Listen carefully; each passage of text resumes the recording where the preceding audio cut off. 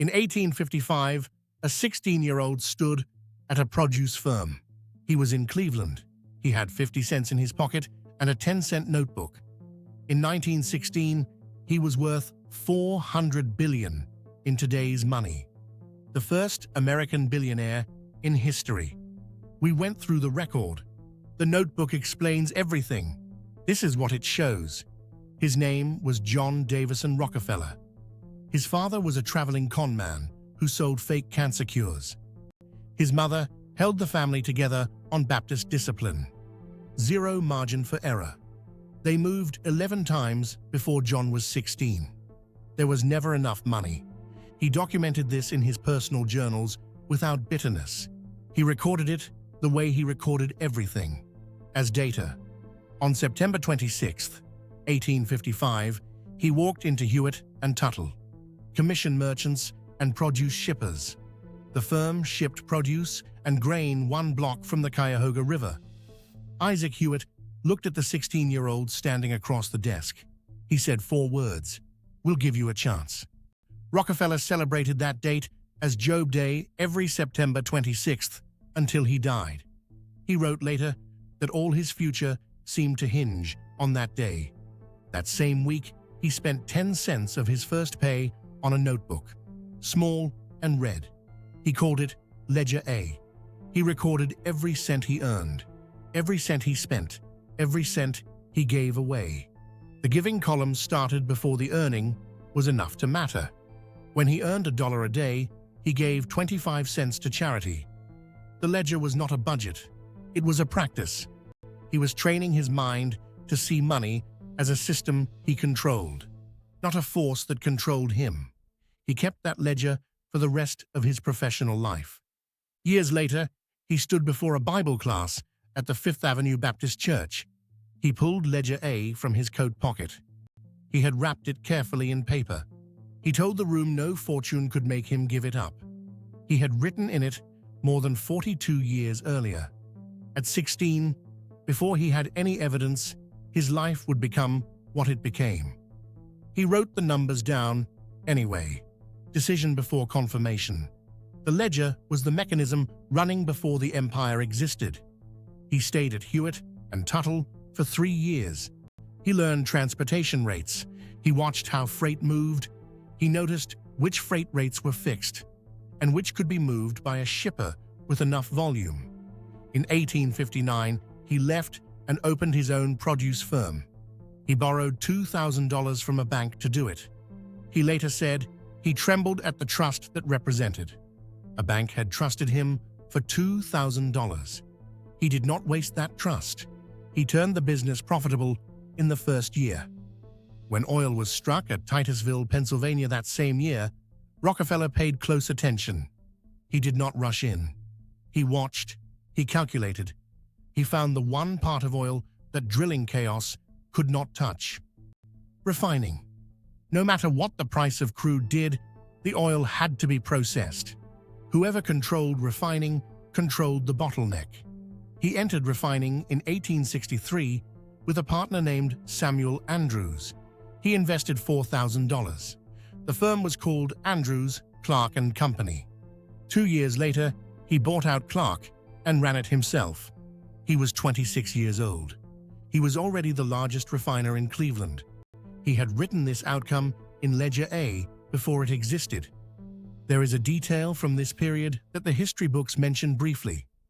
Rockefeller reduced the number of solder drops used to seal a kerosene can from 40 drops to 39, 1 drop per can, across millions of cans that saved hundreds of thousands of dollars. He found this by asking his factory foreman for a count. He had asked for financial statements down to 3 decimal places.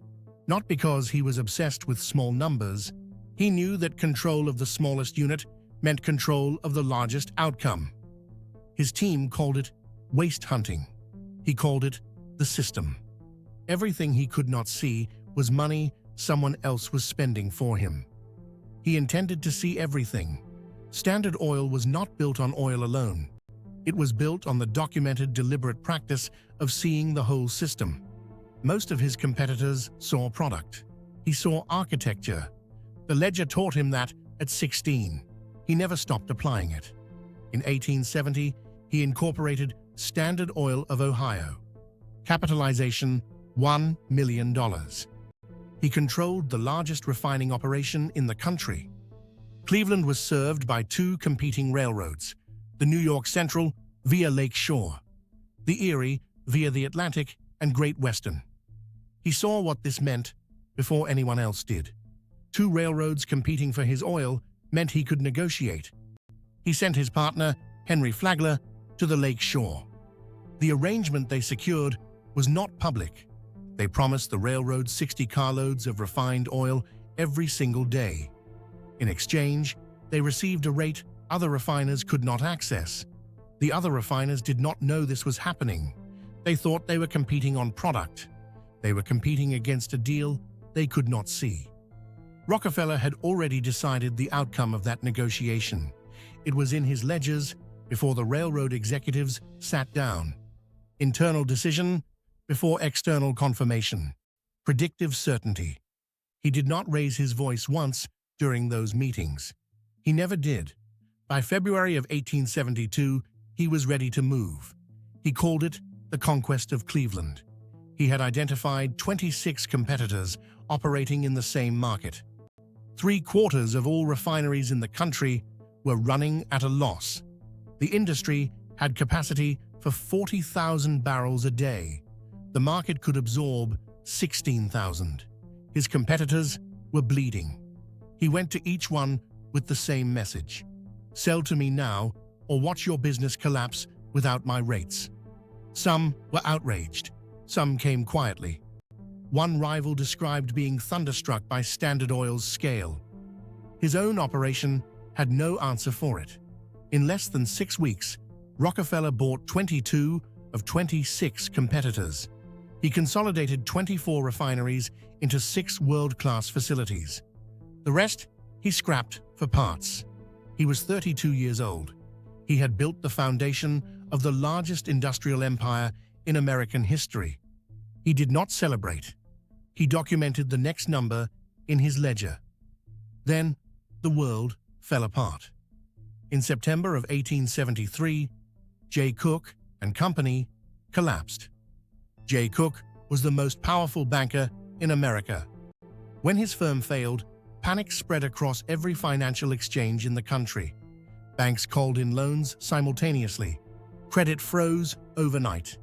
Hundreds of businesses failed in the first week. Rockefeller's own partners came to him in a state of alarm. They wanted to stop. They wanted to hold cash. They wanted to wait for clarity. Rockefeller sat with the numbers. His biographer, Ron Chernow, documented his response. The more agitated others became, the calmer he grew. He had described his own internal architecture in letters and journals from this period. He saw opportunity in every disaster. That was not a metaphor. He was describing a practice. Hold the vision constant while external evidence screams otherwise. Coherent internal state during maximum external pressure. Neuroplasticity under controlled certainty. He went to his bankers. He did not ask to pause. He asked for more credit. He argued that panicked competitors were now selling assets at fractions of their value. He was right. He bought refineries in Pittsburgh, Philadelphia, and New York while his competitors sold. By 1879, Standard Oil controlled 90% of American refining capacity. The panic that destroyed hundreds of businesses handed Rockefeller the country. He had held the vision while everyone else abandoned theirs. That is not inspiration. That is documented behavior producing documented results. That is the mechanism on the record. Now here is the part of this investigation we did not expect to find. In 1865, a man named Samuel Van Sickle built a pipeline, 2-inch iron pipe, 5 miles long, northwestern Pennsylvania. He was laughed at. His friends called the idea folly. Strangers mocked him in public. He was so humiliated he ate alone and left buildings through the back door. Teamsters kept cutting the pipe with pickaxes. He posted armed guards along the entire length. Van Sickle's line worked. It moved 2,000 barrels a day at a fraction of horse-drawn transport cost. Rockefeller read about it. He understood immediately what most people missed. Pipelines were not a transportation improvement. They were a replacement for the one thing he could not fully control: the railroads.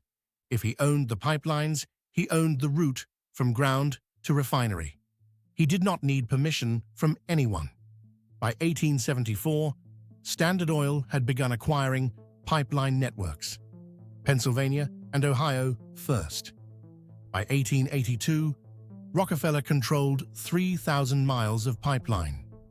The railroad that built his first advantage was now one tool among several. Van Sickle had built the instrument that Rockefeller needed. He had built it alone, mocked, guarded by armed men, eating through back exits, and then lost it to bad bets.